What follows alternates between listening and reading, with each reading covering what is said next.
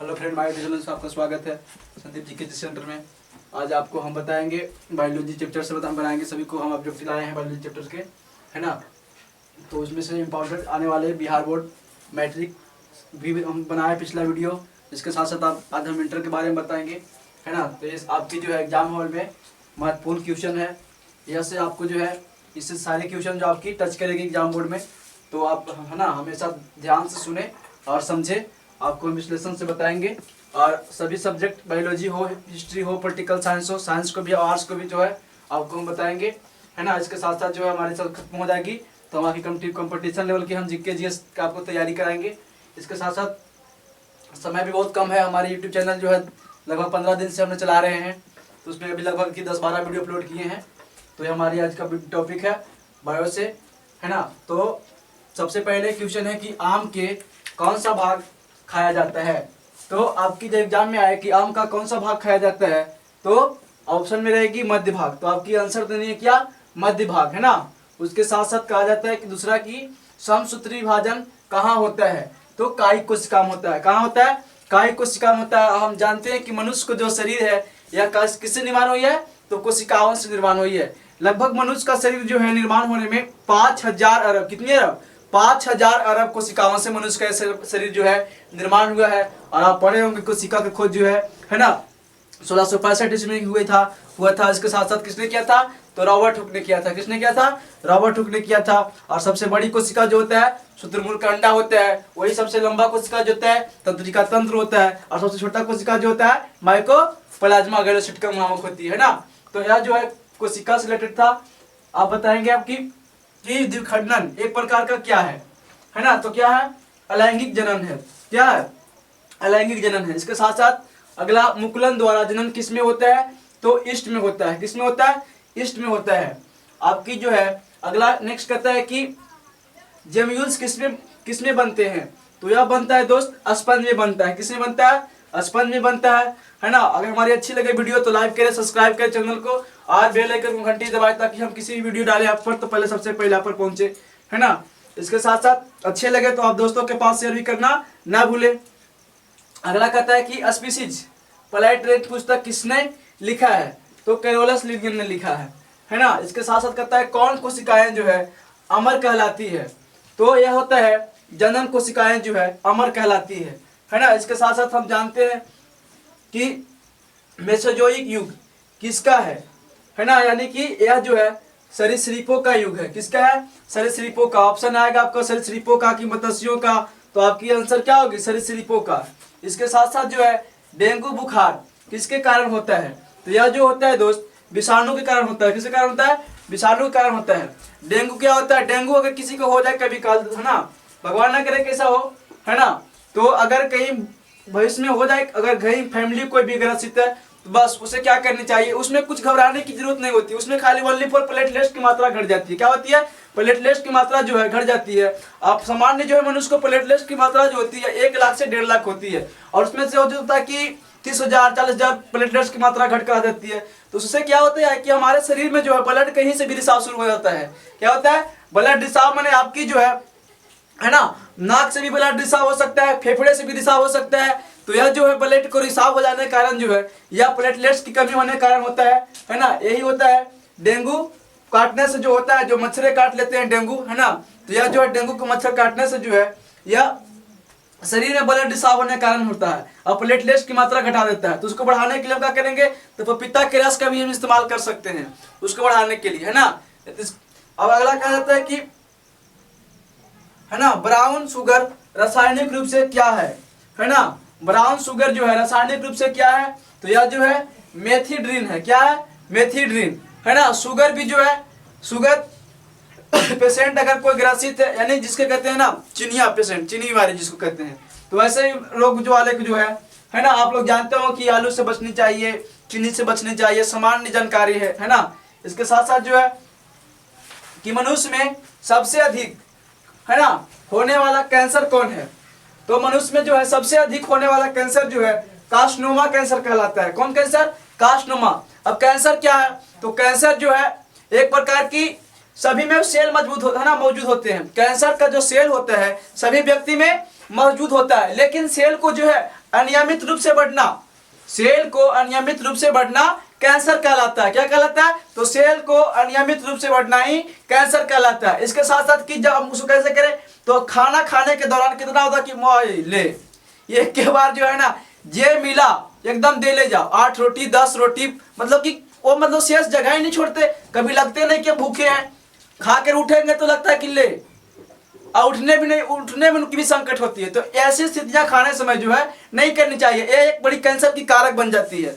तो खाना आप ऐसे खाएं कि लगे कि अभी 2 रोटी, या चावल जब खाते हैं तो लगता है कि कुछ थोड़ा सा चावल और खाते, अभी पेट मुझे भरा नहीं है। तो ऐसे में जो है आप कैंसर से बच सकते हैं। इसके साथ साथ खाना खाने के दौरान भी जितना कितना लोग होते हैं तो खाना खाते हैं, खाना खा रहे हैं जल ले रहे हैं, खाना खा रहे हैं जल ले रहे हैं, एकदम एक खतरनाक बीमारी है। ऐसे क्या होती है कि हमारी जो है भोजन पचता नहीं, बल्कि वो भोजन सड़ जाता है ना। जब हम पानी पी रहे हैं और जल भी ले रहे हैं, है ना, और खाना खा रहे हैं, है ना, अगर हम खाना खाने के दौरान अगर जल ले रहे हैं, है ना, यानी जो पानी पीते हैं खाना खाने के दौरान, तो बहुत बड़ी एक गलती है। आप, है ना, सामान्य जानकारी होनी चाहिए पढ़े लिखे होने के नाते कि कम से कम वह व्यक्ति खाना खाने के बाद 40 से 45 मिनट के बाद जो है जल ग्रहण करना चाहिए, है ना, उसे जल पीना चाहिए। तो इससे जो है लगभग आप 50 से 100 बीमारी से भी दूर रह सकते हैं। लेकिन वह जो होता है वह भोजन पचता नहीं, वह भोजन सड़ जाता है ना। तो ये अब आगे कहता है कि मनुष्य में जो है ना, ये हो गया। अगला नेक्स्ट क्वेश्चन कहता है पीसीआर से किसकी जांच होती है? तो पीसीआर से जो होती है HIV की, है ना, HIV की जांच होती है ना। एड्स जानते होंगे, है ना, ये यौन संचारित रोग भी कहलाता है। तो यह जो है इससे बचने के लिए जो है ना, आप, है ना, एक जो है यौन संचारित रोग है तो वैसे, है ना, बचना चाहिए, है ना, यौन संचारित रोग से दूर रहना चाहिए, है ना। इसके साथ साथ कहा जाता है कि एलर्जी में बनने वाली प्रतिरक्षी कौन है ना।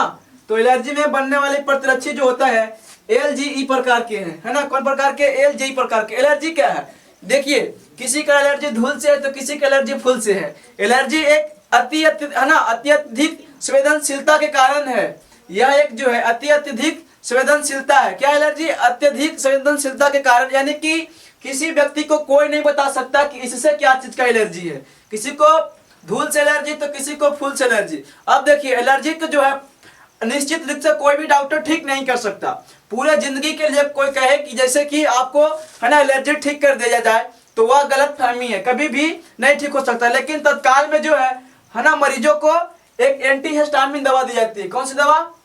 एंटीहिस्टामिन।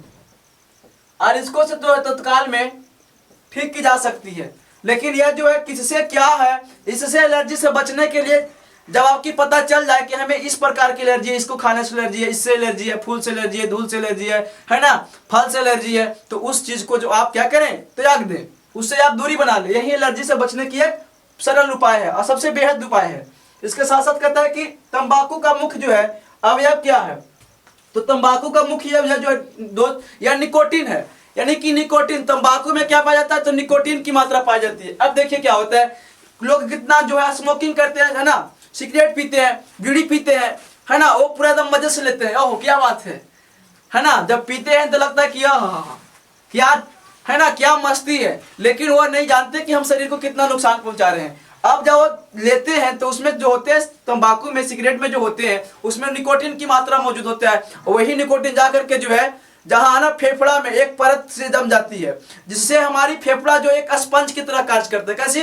जैसे स्पंज है ना, जैसे आप देखते हैं स्पंज में छोटे छोटे छिद्र होते हैं, उसी तरह से हमारे फेफड़ा में भी जो है छोटे छोटे क्या होते हैं? छिद्र होते हैं। और छिद्र में जो है एक परत से जो है जाकर के निकोटीन, उसकी धुआं जो होती है वह जम जाती है। उसके कारण जो मनुष्य जो है फेफड़ा में सांस लेने में असबस मियाज हो जाता है ना। तो इसके कारण जो है वह बीमारी की चपेट में आ जाती है। यह क्या है? बेहद खतरनाक बीमारी है। इसके साथ साथ कहा जाता है कि चिकन पॉक्स किसके कारण होता है? तो चिकन पॉक्स जो होता है या वेरिसेल्ला वायरस के कारण होता है। कौन सी वायरस के कारण? वेरिसेल्ला वायरस के कारण होता है। हम जानते हैं कि चिकन पॉक्स जिसे हम कहते हैं छोटी माता बड़ी माता के नाम से हम जानते हैं, है ना, उसे क्या कहते हैं? चिकन पॉक्स कहते हैं। अब देखिए अगला क्वेश्चन है आपकी, कोशिका अवस्था में भ्रूण क्या कहलाता है?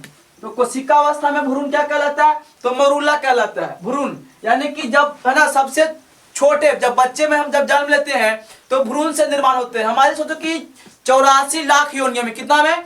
84 लाख योनियों के बाद जो होता है, कहा जाता है कि मनुष्य का जन्म होता है। है ना, या तो किसी का भी जन्म होता है यानी 84 लाख योनियों के बाद, है ना, एक में जीव में जन्म होती है। तो वही जो है सोचो कि उसमें से जो है लगभग करोड़ों, है ना, लाखों करोड़ों जो है उसमें से उसमें से जो है अंडाशय जो है और चना दौड़ लगाता है कि सबसे पहले जो है भ्रूण में कौन पहुंचेगा। जो सबसे ताकतवर होता है दोस्त तो सबसे पहले पहुंचता है। सोचिए कि उस समय जो हमारी ना आंख है और ना पैर है और न ही हाथ है और न ही मुझे कोई अंग है, फिर भी हम दौड़ने में क्या है सबसे आगे हैं।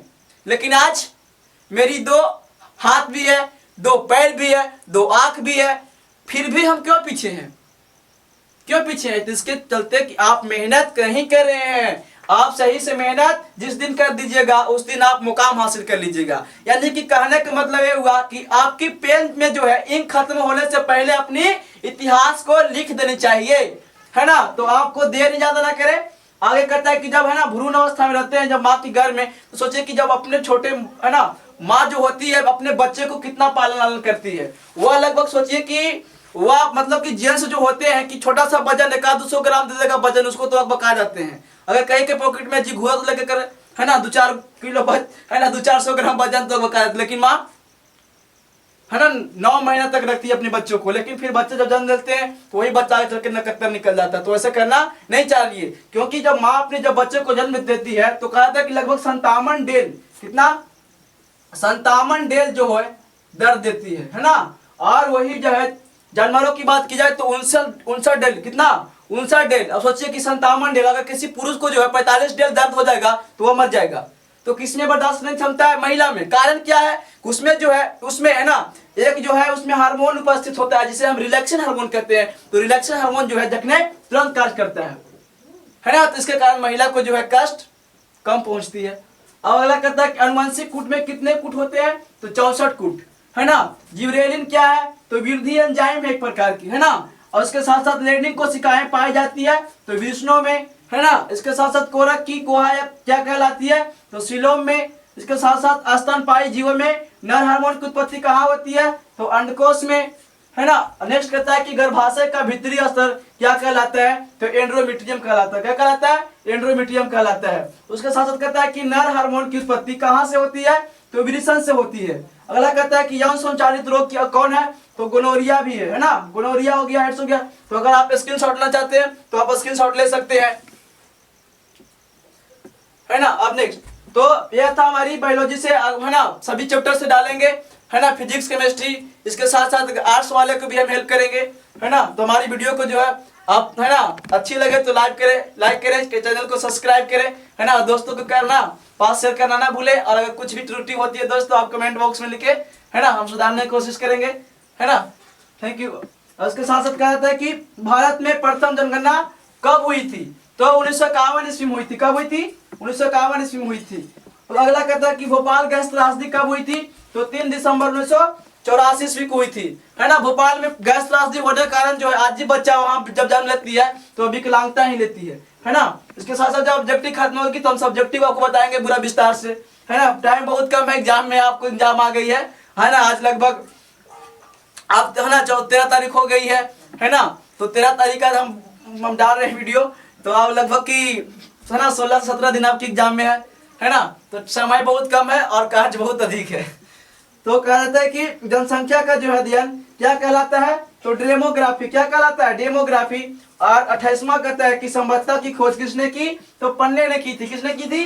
पन्ने ने। और सबसे अंत, है ना, 29 कहता है कि मेंडल का जो है एकल क्रॉस, है ना, एकल क्रॉस का अनुपात क्या है? तो 3:1 हम जानते हैं, है ना। तो ग्रेगर जॉन मेंडल जो है मटर के पौधे पर जो आनुवंशिकता की खोज, है ना, उन्हें, है ना, आनुवंशिकता के जो है उन्होंने आकलन किया। इसके साथ साथ ग्रेगर, इसको पूरा नाम जो है ग्रेगर जॉन मेंडल कहा जाता है ना। यह किसकी खोज की है? तो आनुवंशिक, है ना, आनुवंशिकता की खोज किया। पढ़ाएंगे आनुवंशिकता क्या होती है ना, उसको पूरा चैप्टर डिटेल से बताएंगे।